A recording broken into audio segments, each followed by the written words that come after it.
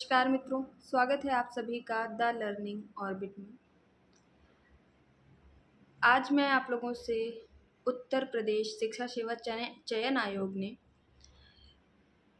Assistant professor के सामान्य ज्ञान का जो सिलेबस है, जो पाठ्यक्रम है, उसको अपनी वेबसाइट पर जारी कर दिया है और हम लोग जानेंगे कि इसमें कुछ परिवर्तन किया है या नहीं किया है और क्या नया सिलेबस है, किस तरीके से तैयारी करनी है, क्या पोर्शन है, कितना पढ़ना है, कितना ध्यान देना है, उस पर आज हम लोग चर्चा करेंगे।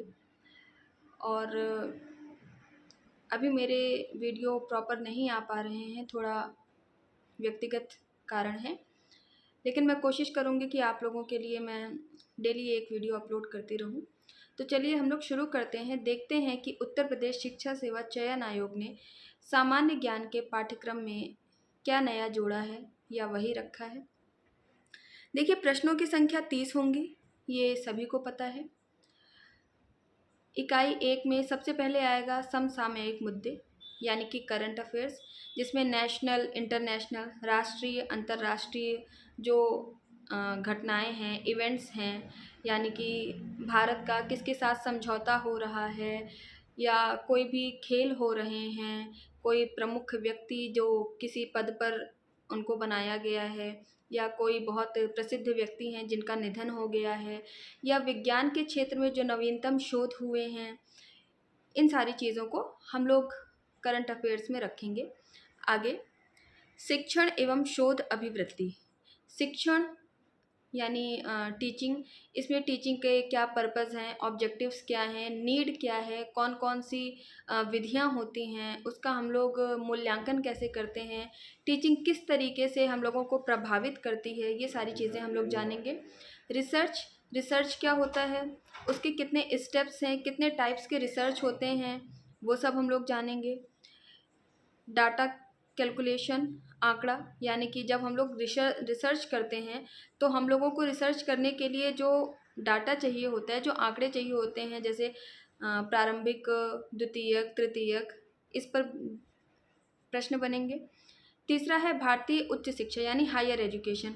यूजीसी क्या नए रूल लाती है, कोई स्कीम लाती है या कहीं पर कोई नई यूनिवर्सिटी बन रही है या कहीं पर कोई हायर एजुकेशन से संबंधित कोई योजना चालू करी गई है, उन सब चीज़ों पर प्रश्न बनेंगे। तीसरा है आईसीटी, इसमें सूचना एवं संचार, कंप्यूटर, इंटरनेट, सारी चीज़ें आएंगी। फिर हम लोग आते हैं मानव एवं पर्यावरण यानी कि एनवायरनमेंट पे आते हैं।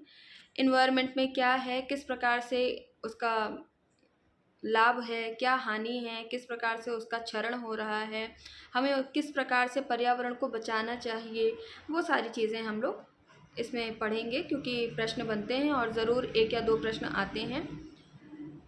भारतीय इतिहास एवं भूगोल यानी कि भारतीय संस्कृति की प्रमुख विशेषताएं, कौन से मंदिर किस शैली में बने हैं, द्राविड़ शैली, नागर शैली, बेसर शैली, और कहाँ पर कौन सा नृत्य होता है, कहाँ पर कौन से गीत होते हैं, लोकगीत होते हैं, ये सारी चीज़ें। फिर इंडियन नेशनल मूवमेंट यानी भारतीय राष्ट्रीय आंदोलन 1857 से 1950 तक, यानी कि जब मंगल पांडे से शुरुआत होती है और भारत की आज़ादी के बाद जब भारत आज़ाद हो जाता है, उन सारी चीज़ों पर। फिर भारत का सामान्य भूगोल, ब्रह्मांड की उत्पत्ति एवं सौरमंडल, इन पर भी प्रश्न बनेंगे। फिर उसके बाद आते हैं हम लोग पॉलिटी और इकोनॉमिक में। इसमें हमारा पॉलिटी में प्रस्तावना, मूल अधिकार, प्रस्तावना कैसे बनी, कब इसको किसने विचार दिया, कब सभा गठित हुई, कितने लोग थे, फिर मूल अधिकार कब बने, किस संशोधन में बने, नीति निर्देशक तत्व किस अनुच्छेद में है, सारी चीज़ें पूछी जाएंगी। इसके बाद भारतीय राजनीतिक यानी कार्यपालिका, न्यायपालिका, राष्ट्रपति, प्रधानमंत्री, सब आ जाते हैं इसमें। फिर हम लोग निर्वाचन आयोग, इलेक्शन कमीशन और लोक सेवा आयोग, इसके बारे में जानेंगे कि किस भाग में है, क्या है, कौन कौन सदस्य रहते हैं, कब इन लोगों का कितना कार्य अवधि होती है, ये सारी चीज़ें। जनसंख्या, गरीबी, ये सब हम लोग इकोनॉमी में पढ़ेंगे। फिर एग्रीकल्चर के बारे में, बैंकिंग, सारी चीज़ें हम लोग जानेंगे। अब देखिए, ये सिलेबस दिखने में तो बड़ा छोटा लग रहा है, लेकिन जब हमें इसको पढ़ना होता है तो हमको बहुत सावधानी से पढ़ना होता है कि परीक्षा में किस तरीके से क्या प्रश्न पूछे जाएंगे। और अब तो माइनस मार्किंग भी होने वाली है 1/3, तो बहुत सोच समझ कर के प्रश्नों को हल करना रहेगा। इसलिए आप लोग अभी से लग जाइए।